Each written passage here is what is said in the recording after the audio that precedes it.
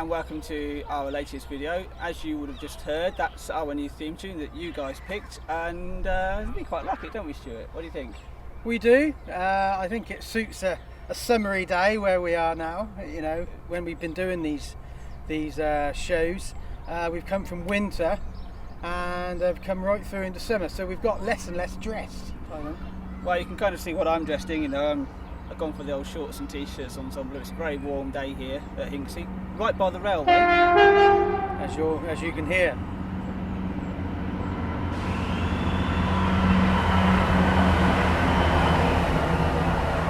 This might be an interesting film with I think so, yeah. So we're going to be talking through what we've been doing recently and a few things we've got in the future as well. Okay, we've come to the other side of the bridge over the railway line from Hinksey Lake in Oxford. We're sat in the South Hinksey Meadows, and Hinksey Park and Hinksey Lake were quite industrial. The swimming pool area used to be old cesspits, and the pit was an old quarry, and the gasworks were around here.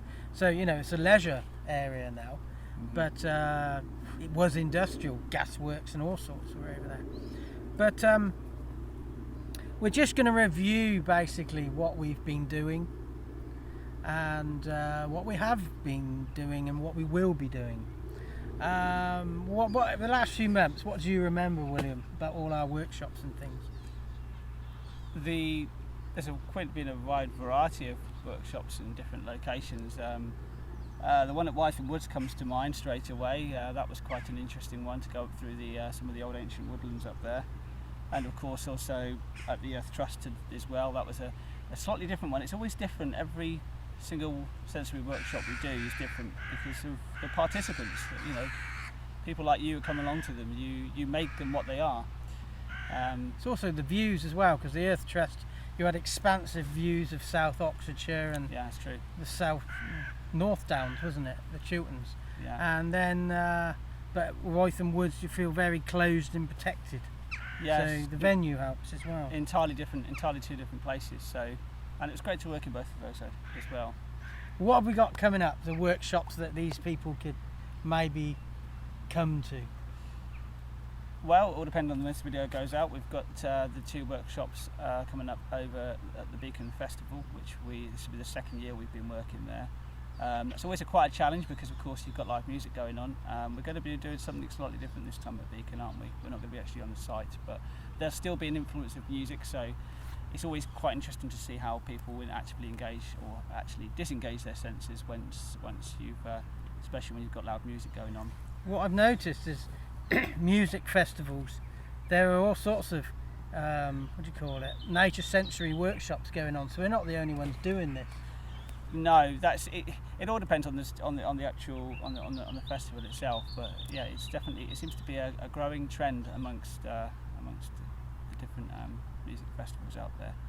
But going forward, we're hoping to have some more workshops at Evenly Wood Gardens in Northampton, and hoping that Compton Verney in Warwickshire will have us in to do some workshops there as well.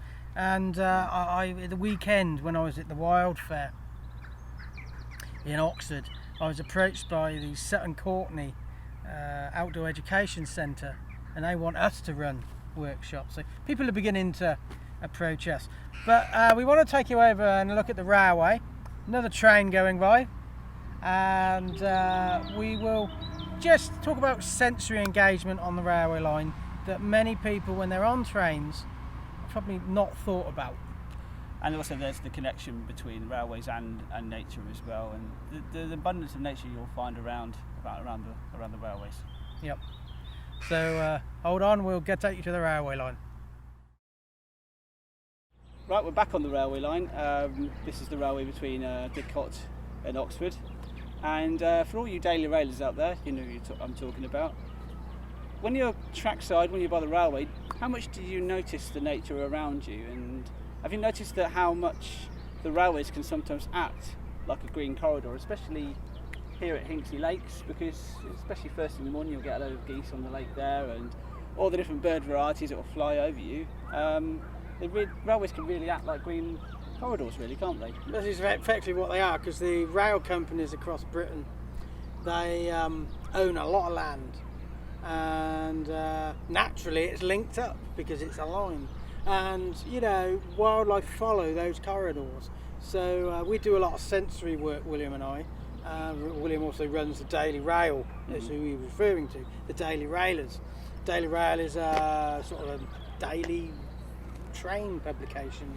It pretty much is, yeah, and it's also, I mean, my real passion for photography is railways. It's one of my big passions, and it occurred to me one day that I actually had lots of photos which would never see the light of day, and the project really kind of came from that idea.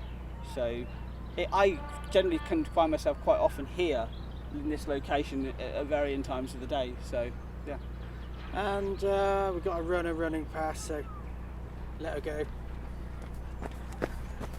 And but we do a lot of sensory work, and what we basically, all you train enthusiasts out there, just become aware of these corridors you're passing through. It's not just about trains, it's about the nature that's all around you as well. So we want to get all you train enthusiasts engaged with nature as well. So you know, it's all here for the taking in one long corridor. Yeah. So until next time, we'll see you again. Thank you very much.